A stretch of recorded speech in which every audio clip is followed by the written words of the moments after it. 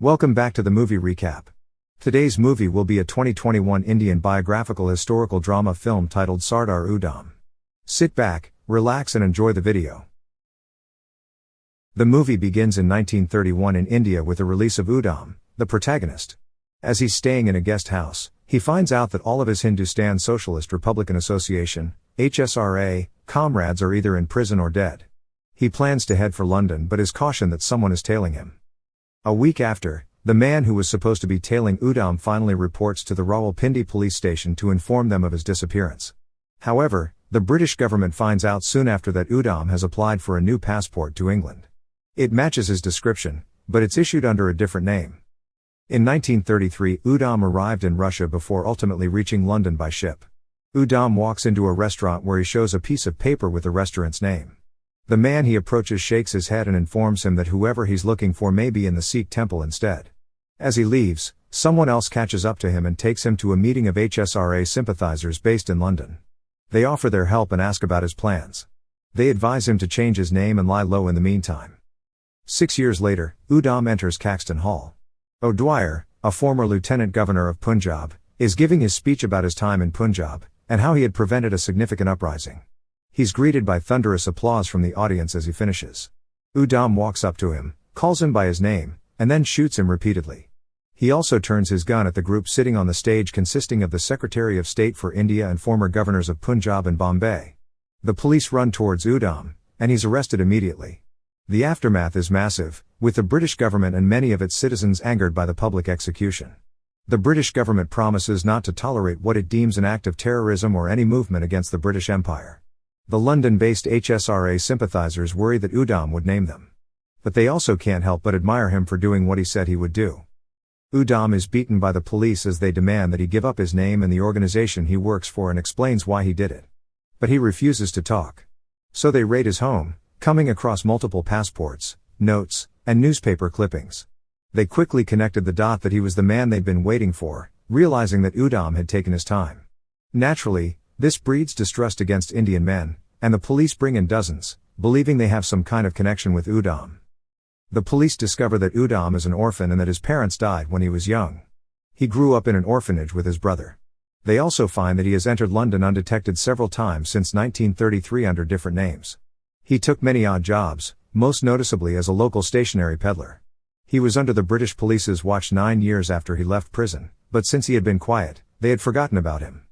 During his interrogation, one of the policemen revealed that he didn't get all his targets, saying that he only fired 4 shots. He realizes that it means the Secretary of State for India, the last man he fired at, is still alive. They find a link between Udham and Eileen, an active British member of the Communist Party. They believe he successfully established links with other extremists through her. She's taken in, and she reveals that she knew him but knew next to nothing about him, especially not his plan. In a flashback, it's shown that Udham wanted help finding guns, which Eileen opposes, denying his assumption of her connection with the Irish Republican Army, IRA. He tries to get her sympathy by explaining that there's no freedom or liberty. Eileen argues that if he wanted freedom for India, he should be there instead of in London. He insists that what he's doing is the right way. Uncomfortable with the turn of their conversation, Eileen leaves. He still finds someone in the IRA and requests for arms to be shipped to Indian rebels. However, the shipment was discovered. It's believed there was a leak internally, and the surveillance against the IRA increased because of it. Finally, someone advises him to hide out in Russia. As he leaves for Russia, we discover that Eileen helped him with the IRA. The police switch their attention to his stay in Russia, where they believe he tried to look for another arms dealer, which was precisely what he did. He met with the Politburo to appeal for assistance against the imperialist British. They promise to do what they can but admit that they're readying for a different war, which is why it's not the best time. In another flashback, this time back in London, Udham approaches a man who gives him O'Dwyer's location and routine. Wanting to confirm the tip, he heads for the Kensington Gardens and tails the man. That evening, he finds O'Dwyer giving a passionate speech, justifying the decision to open fire at a peaceful gathering of over 20,000 people in Amritsar. Nevertheless, he remains steadfast in his belief that what they did that day was to stop a rebellion before it began. The next day, as O'Dwyer's left at home, Udham visits him under the guise of selling stationery, specifically an exquisite fountain pen. When O'Dwyer asks for the price, Udham tells him he's giving it to the man for free instead. This surprises O'Dwyer, but Udham explains that he used to work for O'Dwyer as a factory worker back in India. Instead of being grateful, O'Dwyer comments about how Indians aim to please. He insults the food and the weather but believes that he served the British Empire well during his time there. He complains about the educated and calls them communists because he thinks they instigated the rebellion.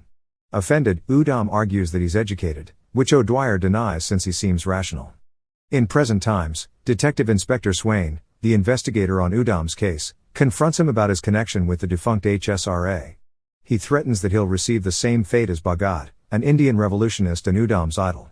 Udham is taken to another flashback where Bhagat is speaking to his group, stating that if asking for their rights is considered a rebellious act, they are indeed rebels. However, someone else corrects him to let him know they're no longer considered rebels but terrorists. Bhagat argues there's a distinct difference between the two. He asserts that their motive is not to create fear but to protest and inspire others to fight for their rights. In 1929, Bhagat was one of the men caught bombing the Central Assembly Hall in Delhi. Because of what happened, the ruling conservatives decided to prosecute the members of the HSRA. Hideouts were raided, members killed, and prominent ones arrested. Finally, in 1931, Bhagat was executed. Pressured by the higher-ups, Detective Inspector Swain appeals to Udham to admit his real name. He straightens his arm out and shows his real name tattooed on his left arm, Ram Muhammad Udham Azad. Realizing the religious implication of Udham's real name, someone suggests they control the press. However, Detective Inspector Swain reveals that many will still see his actions as an act of revolution. To prevent further constraint in India and London, the British government decides to forego any information about Udham's HSRA connection and paint him as a violent terrorist with no aim or purpose.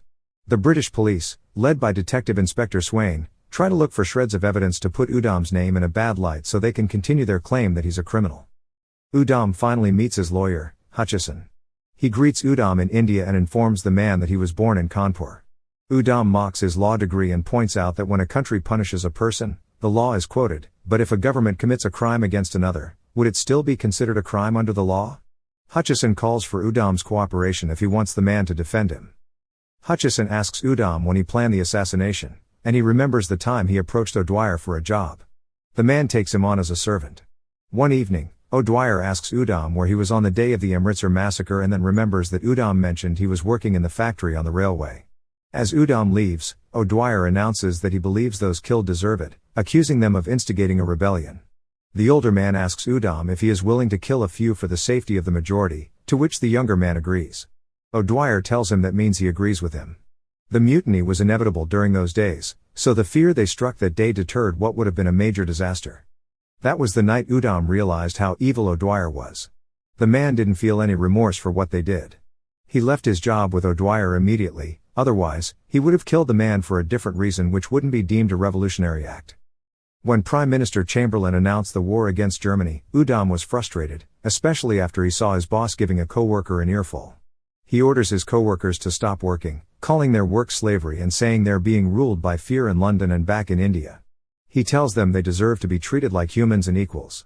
Their boss hears his speech and demands he explain himself. Fed up, he grabs the man by the lapels, threatening to kill him as he shakes the man around. His co-workers run to separate them. Tired of his reckless behavior, the London-based HSRA sympathizers beg him to stop. The world was at war. They tell him they'll resume once the war's over, but Udham believes it'll be too late. For him, it's the right time to act with the British government, too busy with the war.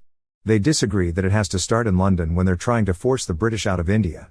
With the conversation going nowhere, they ask him to surrender any guns he may have and to leave.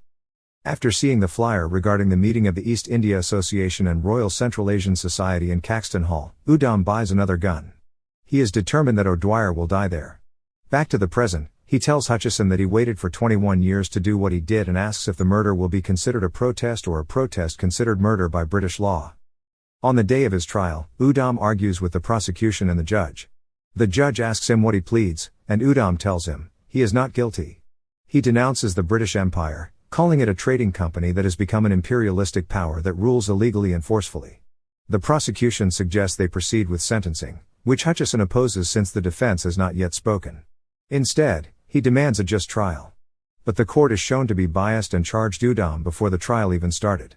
The judge claims that they find Udham guilty and sentences him to hang to death. At the prison, Detective Inspector Swain visits Udham and offers an Indian dessert as a peace offering. Udham tells him that he has nothing more to say, but the other man reasons out that he knows Udham wasn't a killer and asks him what changed him. Udham finally discloses what happened on the day of the Amritsar massacre. Despite the peaceful protest, the Indian police under British rule turned violent. O'Dwyer ordered the arrest of Gandhi, as well as all college students.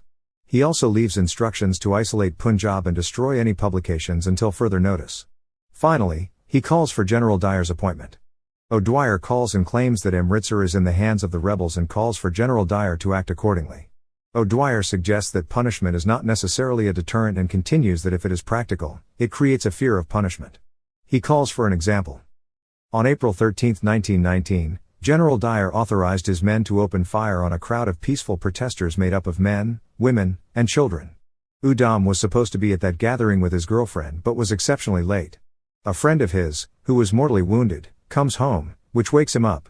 He rushes out to the street and finds hundreds of bodies slowly dying, if not already dead. Everyone able desperately attempts to save who they can. Unfortunately, the city is cut off from the outside world, with too many bodies and insufficient supplies. Despite those in need of help, the military still enacts the curfew. Udham futilely attempts to save more wounded while hiding from the army. As he finishes his story, Detective Inspector Swain asks him if there's anything he can do for the man. Udham asks him to tell people that he is a revolutionary. Eileen visits Udham and pleads for him to ask for a pardon. He declines and tells her it's time for him to meet his friend. Udham is hanged, and a photo of Bhagat is held tightly in his fist. The movie ends with Dyer and O'Dwyer giving their accounts of the Amritsar massacre to the Hunter Commission. Both were indifferent about the thousands of lives lost that day and remained resolute that it was a necessary evil. Thank you for watching. Subscribe for more videos like this to help the channel out. Have a nice day.